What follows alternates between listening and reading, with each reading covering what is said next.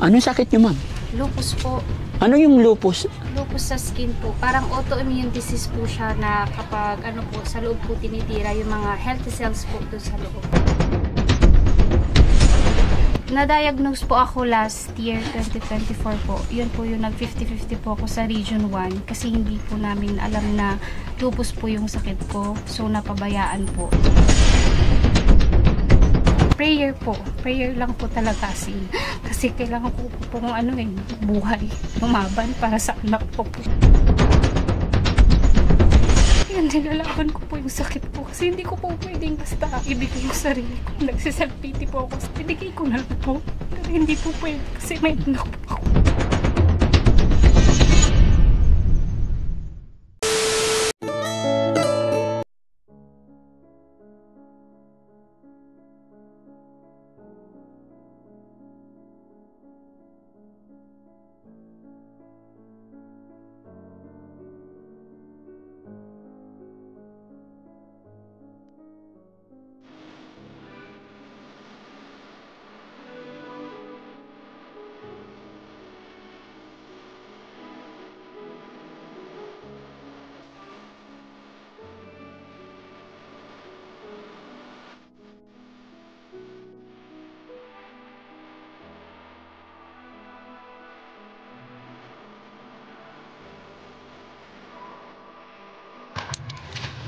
Hello po, tao po. Ay, Nay, magandang hapon. Kumusta po kayo dyan? Pangalan niyo po? Jessica Labasan po. Kayo po ba yung yung nilalapit sa amin na may sakit daw? Opo. Anong sakit niyo, ma'am? Lupus po. Ano yung lupus? Lupus sa skin po. Parang autoimmune disease po siya na kapag ano po, sa loob po tinitira yung mga healthy cells po doon sa loob ng body. Wala sa labas, nasa loob. Meron din pong iba't ibang klase po ng lupus na nasa loob po. Yung sa akin po is nasa skin po. Oh, by the way, ma'am, ako po si Daddy Frankie. Kilala niyo po ba ako? Opo. Pwede ba kami pumasok? Pasok po kayo. Tara guys, pasok ta. Hindi, it's okay. Ayan. Ay, hello po. Kumusta kayo dito? Opo kayo naman. Sige, ma'am. Po ka, ma'am. Ayan. Kumusta ang buhay-buhay dito, ma'am? Sakto lang po. Mahirap pero okay naman po. Okay naman. Makaka-survive naman po araw-araw. Pangalan niyo po? Jessica Labasan po. Ilang taon? 31 years old po. May asawa na po kayo? Meron na po. Ilan ang anak? Isa lang po, sir. Ilang taon na yung anak? 5 years old po. Okay. Kaya kami nakarating dito kasi nung namili kami dito sa mga Tarang Public Market, may taong lumapit sa amin. Opo. Pangalan mo yung nakalagay. And then address mo. Napakahirap pala tong lugar ninyo, parang tago na. Opo. Mountain side na po talagang malayo na po sa bayan. Hindi na ako naniniwala na may mga bahay pa dito. Parang, sabi ko parang mali yata. Opo. No? Pero kumusta naman pamumuhay dito? Ayos naman po. Yun po. Mahirap ang buhay pero kailangan pong nakaka-survive naman po sa awa ng Diyos sa araw-araw. Anong kinabubuhay nyo rito? Yung asawa ko po, nagtatrabaho po siya sa Maynila. Tapos ako po wala pong trabaho. Ah, ikaw ang bantay dito sa bahay. Si nanay wala din pong trabaho. Ah. Paano nga bala? Anong sakit mo ulit? Sorry?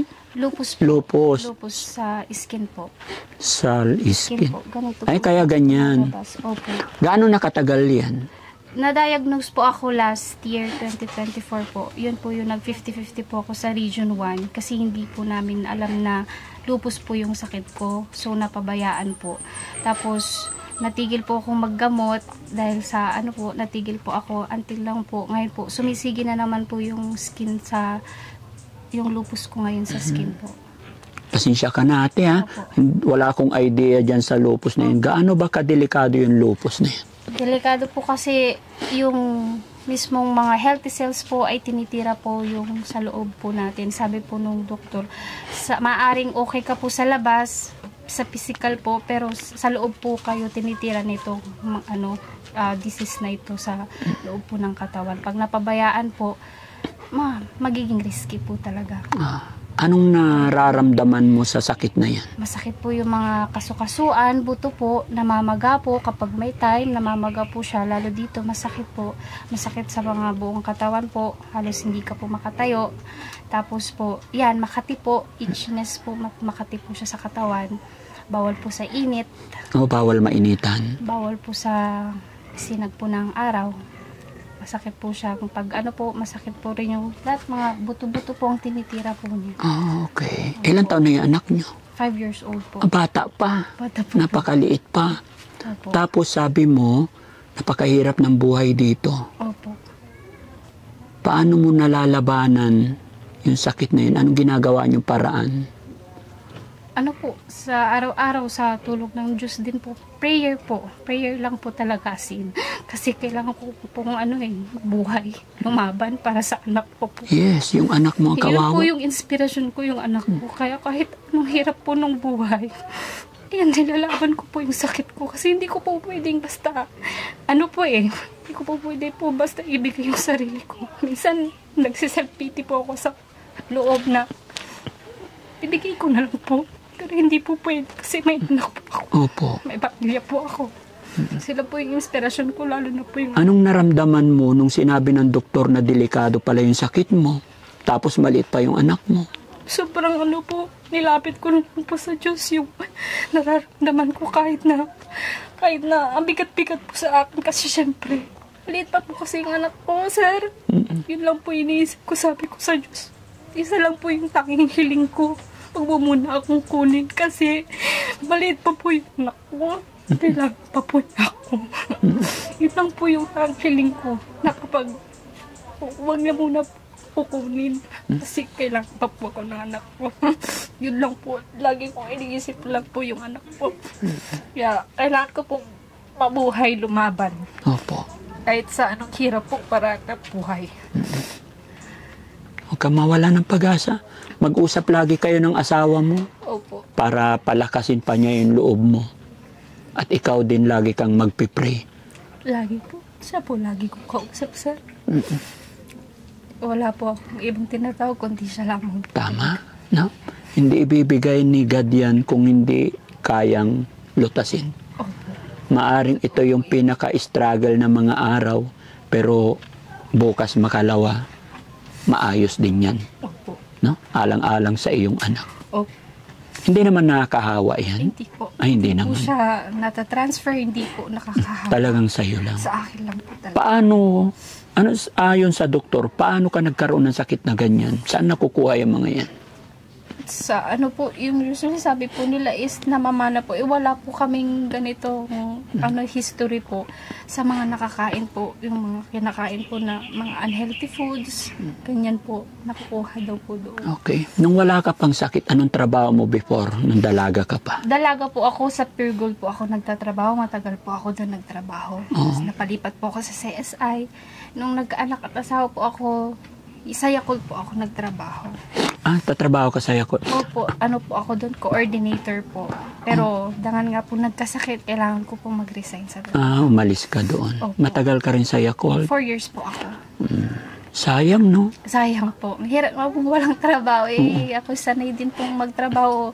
Kaso kailangan pong umalis kasi hindi kaya ng katawan ko. Opo, oo. Ingatan mo yung... Sa ngayon, sabihin natin uuna ka pang hinahing sa hirap ng buhay. Opo. Mahirap talaga mawala ng trabaho. Opo. Mahirap walang income, walang sweldo every 15 days. Opo.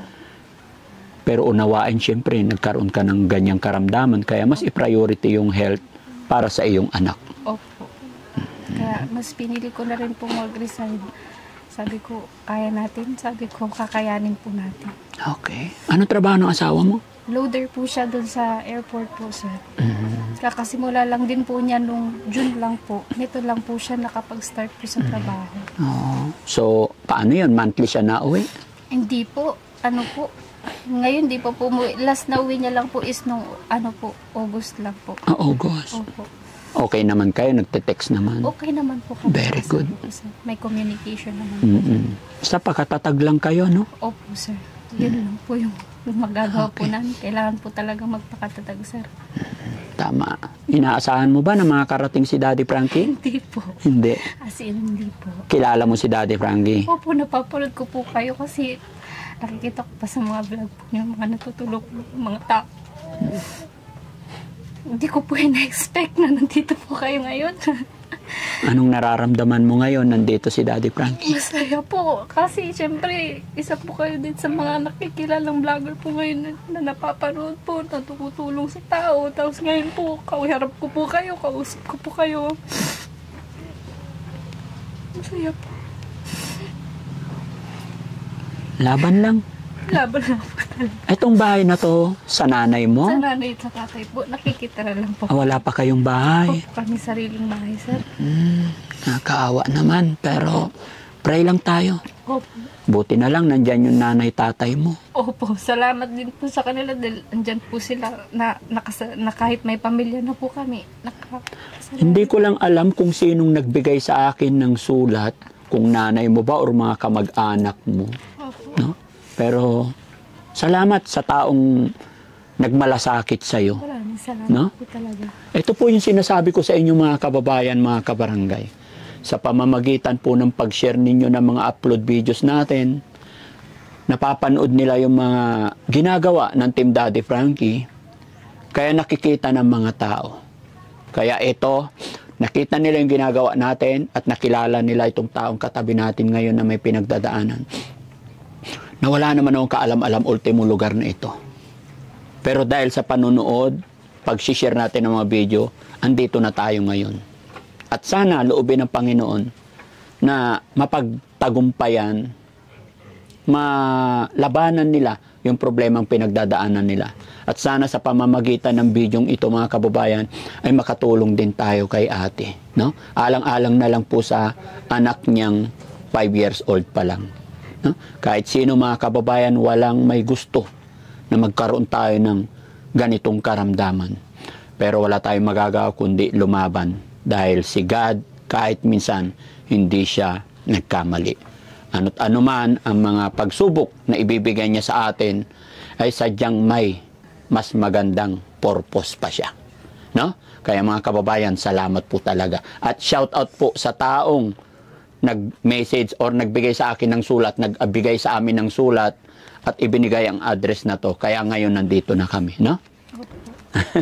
Nakakaiyak naman si ate. Ano pangalan mo ulit eh? Jessica. Po. Jessica. Opo, Jessica. Ang ganda pa naman ni ate Jessica. 31. Mangit na nga po kasi ito pong buhok ko, nalagas po yan. Ay, sa lupus bagong tubo na po ito. Bagong tubo.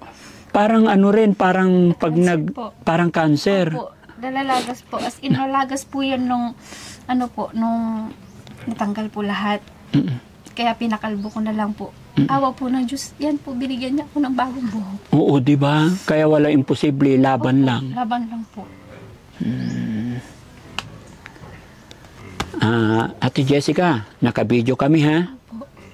I-upload namin to, okay lang? Okay lang po. Okay. Alam mo, hindi na po mawawala ang bidyong ito unless na i-delete ni Daddy Frankie yung aking channel.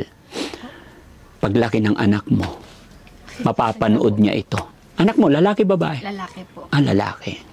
Gabayan siya ng Panginoon, no? Salamat po. Gaya ng aking sinabi, hindi na mawawala ito. Opo. Maaring ngayon, yung mga sasabihin mo ay hindi pa niya maintindihan. Opo. Dahil batang murang edad pa lang siya. Pero after a year, maririnig niya yung usapan natin ngayon. Mapapanood ka niya. Ano ang gusto mong mensahe sa kanya? Pagdating ng panahon ay mapapanood niya ito. Ang mensahe ko sa iyo, anak, pagdating ng panahon at napapanood mo na to, lagi mong tatandaan na ikaw ang inspirasyon ko kung bakit nabubuhay si mama, kung bakit kailangan kong magbuhay kasi ikaw yung pinaka-inspirasyon sa buhay ko. Ikaw lagi ang iniisip ko at inuuna ko. Mahal na mahal kita, anak. Lagi mong tatandaan. Para sa'yo lahat yung laban ko, anak. Very good. Sa iyong asawa, na wala dito, mapapanood niya po ito. Sa asawa ko, maraming salamat kasi kahit anong nangyari, ups and downs, nandyan ka, hindi mo ko iniwan. Kahit nakalbo ako, pumangit ako, andyan ka. Hindi mo ko iniwan, patuloy mo ko minamahal.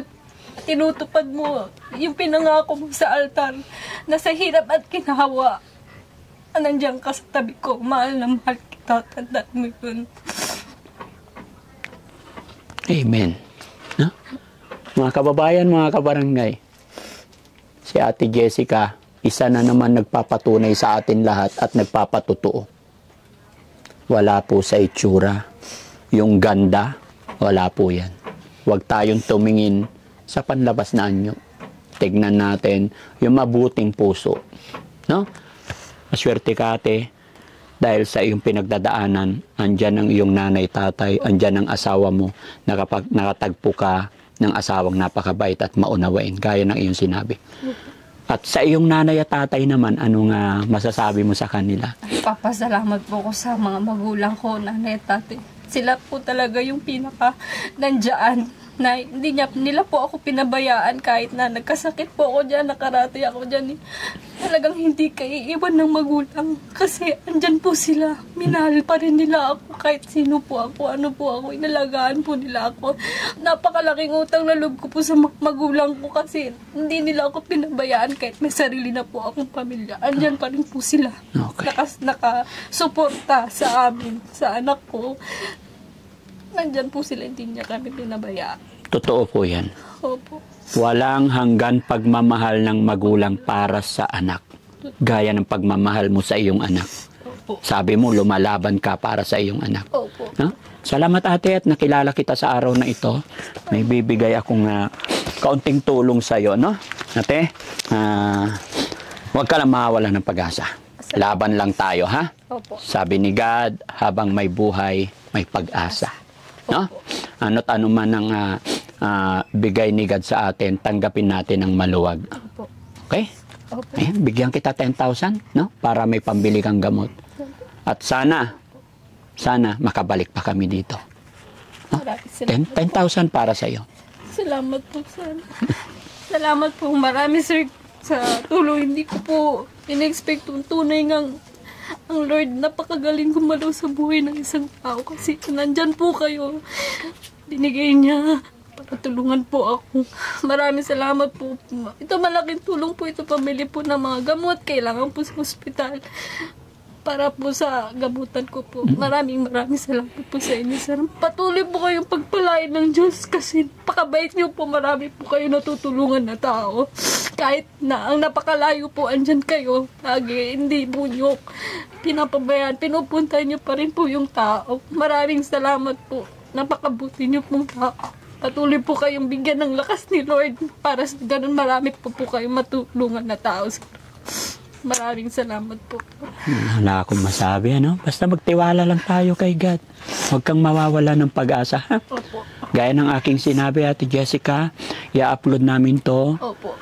Mayroon akong 7 million followers sa ating Facebook page. Pwede kang manawagan sa ating mga kababayan.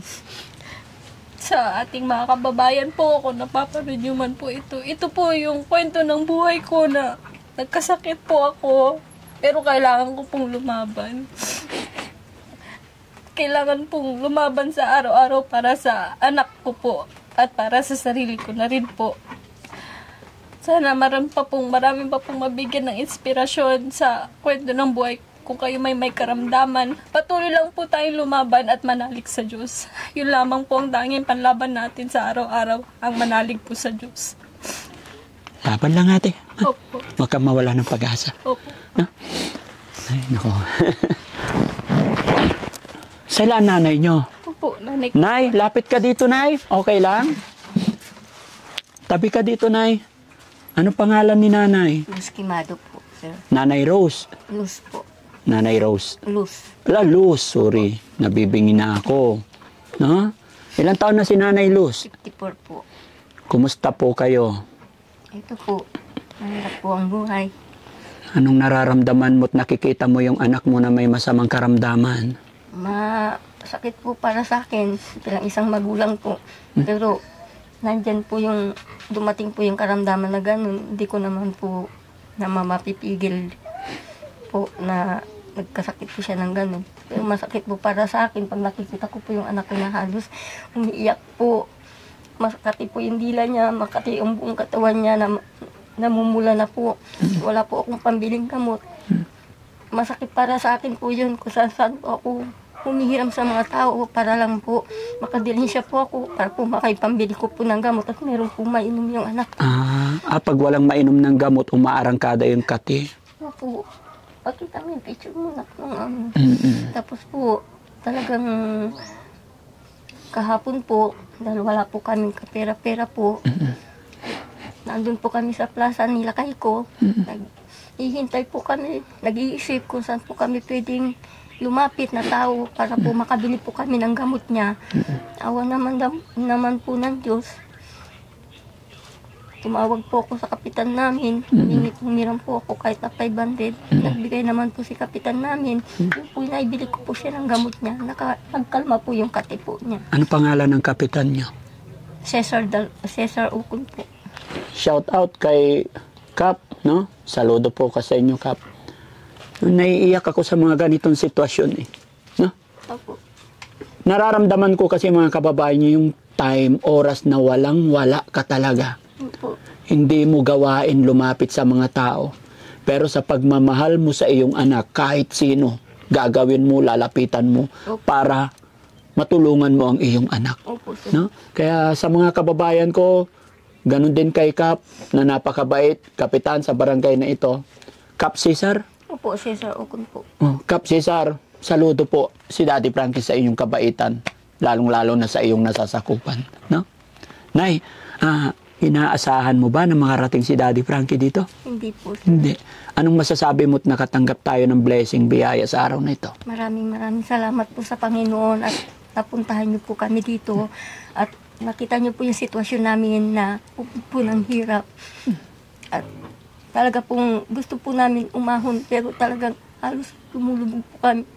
Gusto namin umangat pero halos lumulubog kami sa hirap, sir. Kasi yung asawa ko, sir, hindi na rin po makapagtrabaho. Ba't mo sasabing lumulubog kayo lalo? Yung parang kahit na ano po ito, imbis na nakaka-recover na po kami dahil nakakapagtrabaho na po, nakakapagbigay po sa amin. Ito na, lumubog na naman po, nagkasakit na naman po. Parang gumuho yung pangarap niya, ganon. Ilan po ba anak niyo, Nay? 3 po. At 3. Pang Isang ilan po lalaki, siya? Pangalawa po, isang lalaki, 2 babae po. Mm. Ngayon yung asawa ko, sir, hindi na po kasi siya makapagtrabaho dahil ano na po yung baga niya. Bawas, ganito na lang po. Ay, maliit na lang ang baga. Ganito. Naggamot po siya sa lang center, sir. Oo. Ano po siya, 2 taon po siya nagamot sa lang center. Sa tulong din po ng mayor namin. Siya po yung ano po sa amin doon, nag-asikaso sa lang center. Ganito na lang po kasi mga baga nila kay ko. Ay, Kaya maliit po. na. Pero ganun pa man po, sir, napipilitan pa rin po mag-welding kasi gumagawa po siya ng sidecar. Napipilitan po para kung meron siyang ma-welding, meron po kami pangkain, sir. Kaya pala sinabi mong lalo kayong lumulubog. Opo, sir. No? Nay, ipag-pray mo lang. Lahat ng yan, pagsubok lang ni God, no? Opo, sir. Hindi naman po ibibigay ng God kung hindi ko kaya, kaya na lusutan po. Tibayan mo pa yung loob mo, Nay, no? Hindi ka magkasakit. Nagkakasakit na po, halos masamatakin, sir. Kasakit ka na rin. Nagkakasakit na rin po, sir, kasi halos walang sustansya po na pumapasok po sa buong katawan. Walang Isip po ng isip. Isip, takbo dito, takbo doon, sir. Siyempre, kung wala naman pong laman yung sikmaraan niyo, sir, magkakasakit po. Gusto mo pong bumili ng maayos na pagkain, pero wala ka pong pampig. Walang makain. Opo, Pupunta sa gamot. opo. Nakakaawa naman. No? Lalambot na rin po yung katawan, siyempre. Gusto mo pong bumili ng maayos na pagkain, pero wala ka pang pangbili. Walang pambili. Tapos, kasi pag makahanap po ako ng pera, naibibili po ng gamot. Napupunta sa gamot, sir. Pagkabait mong ina. Kasi kung hindi ko naman po bibilan ng gamot, lalo po siyang lalala, sir. Opo. Kaya, kahit na walang makain po, ayos lang po. Sige. Basta't may gamot po. Pero kain din kayo, ha? Be practical din kasi paano pag ikaw rin magkasakit, mas problema. Opo nga, sir. Yun nga rin po yung panalangin ko na sana bigyan pa po ako ng Panginoon ng lakas ng pangangatawan para sa ganun. Hindi ko po mapabayaan yung mga anak ko. Dahil kailangan po nila ako. Oo. O, sige, Nay, ha? Maraming salamat at nakilala ko kayo. Loobin sana ng Panginoon na makabalik pa ang Team Daddy Frankie dito. So yun, mga kababayan, mga kabarangay, muli po ako magpapasalamat sa inyong lahat dahil nakatulong na naman tayo. At ito po ang muling sinasabi lagi ni Daddy Frankie, Kaya ako po nagagawa yung mga pagtulong na ito ay dahil po sa inyong suporta. Dahil po sa walang sawa ninyong panunood ng mga videos natin. Kaya maraming salamat at shoutout po sa inyong lahat.